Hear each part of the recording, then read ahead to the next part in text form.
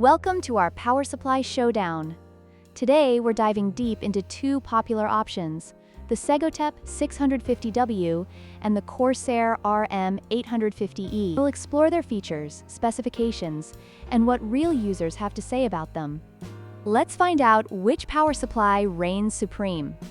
When it comes to modularity, the Segotep 650W features a non-modular design, which can lead to cable clutter in your build. On the other hand, the Corsair RM850E boasts a fully modular design, allowing you to connect only the cables you need, resulting in a cleaner and more organized setup.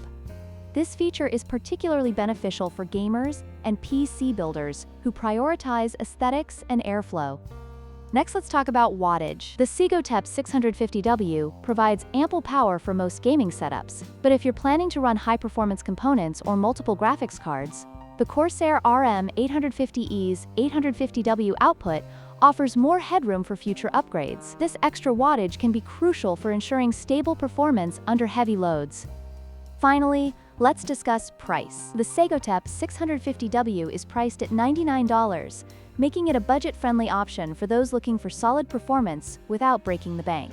In contrast, the Corsair RM850E comes in at $129, reflecting its premium features and fully modular design.